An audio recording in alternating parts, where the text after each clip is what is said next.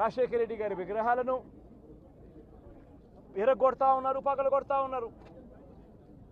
ఇవన్నీ ఏదైతే చేస్తూ ఉన్నారో ఇవన్నీ కూడా శిశుపాలుని పాపాల మాదిరిగా ఇవన్నీ కూడా పాపాలు పండుతాయి.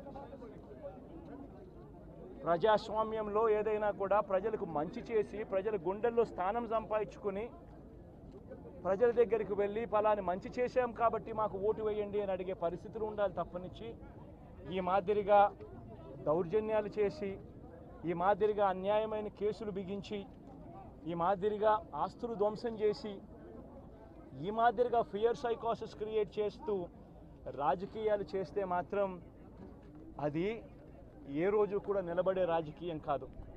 తాత్కాలిక మేలు ఏదైనా జరుగుతుందేమో తప్పనిచ్చి తర్వాత ఓటు వేసేటప్పుడు మాత్రం ప్రజలు ఇవన్నీ కూడా ఖచ్చితంగా గుర్తుపెట్టుకొని లెక్క జమ చేసి